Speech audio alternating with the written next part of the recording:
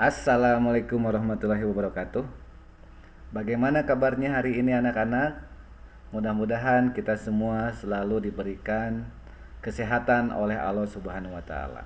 Pada kesempatan kali ini, Bapak akan memberikan sebuah materi mengenai teks deskripsi. Uh, Teks deskripsi ini ada di kelas 7 di semester pertama. Terdapat beberapa KD di semester ini khususnya untuk teks deskripsi, yaitu di KD 3.1 dan 3.2. Sebelum ke materi, Bapak akan menyebutkan beberapa tujuan yang akan dicapai dalam materi ini. Tujuan pembelajaran di materi ini, setelah mengikuti kegiatan pembelajaran menggunakan model pembelajaran discovery learning dengan metode literasi, eksperimen, praktikum, dan presentasi, dengan menumbuhkan sikap menyadari kebesaran Tuhan, sikap gotong royong, jujur dan berani mengemukakan pendapat, diharapkan kalian dapat yang pertama mengenali ciri umum teks deskripsi dari segi topik yang dibahas, kemudian dari ciri isi dan aspek kebahasaannya. Kemudian yang kedua, diharapkan kalian juga memahami pengertian dari teks deskripsi. Yang ketiga, kalian juga diharapkan mampu memahami dan menentukan ciri isi dan ciri tujuan dari teks deskripsi. Dan yang terakhir, diharapkan kalian mampu mengidentifikasi ciri objek, ciri isi, dan ciri tujuan teks deskripsi. Sebelum kita lanjut ke materinya, coba perhatikan gambar berikut ini. Di sini ada gambar pantai. Tentu saja kalian pernah pergi ke pantai, berwisata ke pantai. Mungkin di dalam otak kalian masih terkenang-kenang, misalnya kalian pernah pergi ke pantai Pangandaran atau berwisata misalnya ke Jogja misalnya, di situ juga ada pantainya. Kemudian yang dekat misalnya di Garut ada Pantai Santolo dan pantai-pantai lainnya. Nah, di sini ada salah satu gambar pantai, coba amati dengan seksama. Di sini ada beberapa objek di pantai tersebut. Yang pertama ada pohon kelapa, kemudian ada batu karang, kemudian ada tumbuhan liar di sekitar pantai. Nah, ini merupakan sebuah objek. Objeknya pantai, ya. Mungkin ketika kalian pernah berkunjung ke pantai, masih tergambar di dalam otak kalian atau pikiran kalian bagaimana suasananya, bagaimana apa saja objek-objeknya yang ada di pantai tersebut. Nah, di dalam teks deskripsi, penggambaran apa yang kalian lihat, apa yang kalian dengar, apa yang kalian rasakan ketika berada di pantai tersebut, itulah yang disebut dengan teks deskripsi. Apabila hasil yang kalian lihat, yang kalian dengar, dan yang kalian rasakan itu misalnya nanti ditulis ke dalam sebuah teks. Nah, maka teks tersebut disebutlah teks deskripsi. Oke, sebelum lebih lanjut, mungkin kalian bisa memahami apa yang Bapak terangkan barusan. Nah, supaya lebih paham, marilah kita lihat ke materi selanjutnya. Bapak akan jelaskan mengenai yang pertama adalah pengertian teks deskripsi.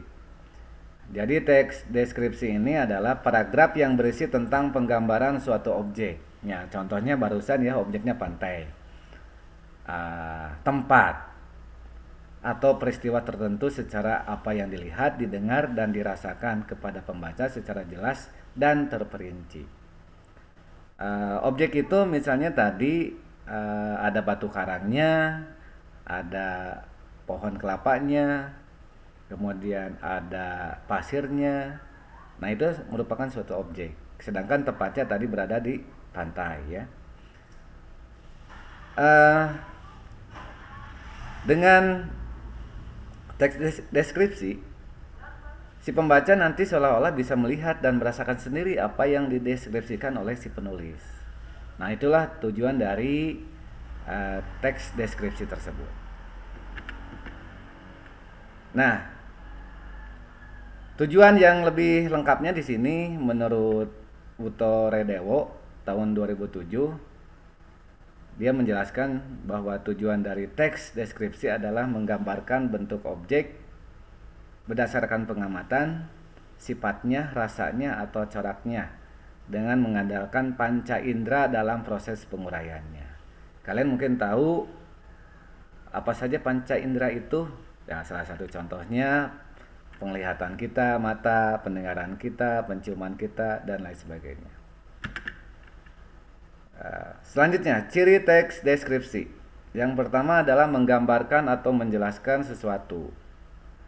Yang kedua, menjelaskan secara mendetail dan melibatkan panca indera. Ya, seperti yang Bapak jelaskan, melibatkan panca indera itu seperti mata, kemudian pendengaran, dan penglihatan. Selanjutnya, yang ketiga, berusaha membuat pembaca dan pendengar merasakan adegan atau peristiwa di dalam teks. Yang keempat, melibatkan panca indera untuk membuat pembaca paham. Dan yang kelima, kalimatnya berfokus pada satu hal sesuai penjelasan. Tentu saja teks deskripsi itu mempunyai struktur ya. Struktur yang pertama, identifikasi. Apa itu identifikasi? Adalah suatu tahapan awal yang berisi gambaran umum terhadap objek yang ingin disampaikan oleh penulis. Misalnya, si penulis mencari objek berdasarkan lokasinya, sejarahnya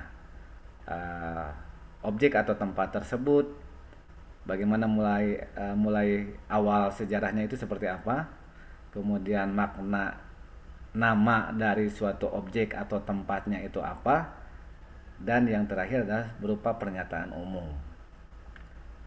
Yang kedua, struktur yang kedua adalah deskripsi. Bagian kedua ini berisi rincian tulisan berdasarkan tanggapan subjektif dari penulis. Tanggapan subjektif itu artinya pendapat sendiri, ya, berdasarkan pendapat sendiri atau berdasarkan apa yang dilihat, didengar, dan dirasakan oleh si penulis langsung. Teks deskripsi ini menjelaskan apa yang dilihat, misalnya bagian komposisi warna dan kesan penulis tentang objek tersebut. Apa yang didengar, misalnya penulis membandingkan suatu burung merak dengan suara dari jenis burung berbeda. Misalnya burung merpati dengan burung merak pasti suaranya akan berbeda. Selain itu, penulis juga mengamati objek. Ada beberapa jenis pengembangan teks deskripsi, yaitu berdasarkan ruang, anggota-anggota bagian objek, proses sesuatu berlangsung, dan fokus penelitian. Itu struktur yang kedua. Yang ketiga, yaitu kesimpulan. Pada struktur yang terakhir ini berisi tentang apa? Jadi tahap terakhir ini adalah kesimpulan yang berisi kesan umum penulis pada objek yang dideskripsikan. Bagian terakhir ini bersifat pilihan, boleh atau tidak. Ya, untuk lebih jelas lagi dan supaya kalian lebih paham mengenai materi ini, di sini ada salah satu contoh teks deskripsi Objeknya adalah jam tangan. Marilah kita baca sama-sama. Jam tangan merupakan suatu aksesoris yang dipakai pada pergelangan tangan, sama halnya seperti memakai gelang tangan. Namun, aksesoris jam tangan satu ini jauh lebih efektif serta fungsional. Tak hanya itu, satu jam tangan juga bisa dipakai sebagai alat pendukung penampilan. Pada jam tangan terdiri ada dua bagian berbeda, yakni bagian kepala dan pengikat. Seluruh bagian pada jam tangan memiliki peran penting sendiri-sendiri. Meskipun sebetulnya bagian paling utama berupa bagian kepala jam itu sendiri. Di bagian kepala jam, secara garis besar terdiri atas dua jenis penampilan. Tampilan yang pertama berupa tampilan klasik yang memiliki jarum analog. Sementara tampilan yang kedua berupa tampilan digital, di mana tampilan digital ini lebih dilengkapi dengan menggunakan layar LCD. Kadang juga ada yang memakai look analog serta look jam digital.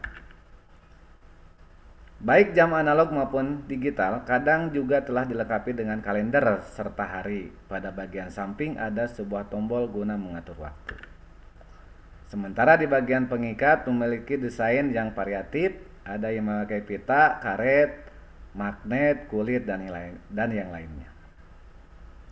Sebagai aksesoris yang fungsional, sekarang jam juga sudah menjadi salah satu benda yang inovatif.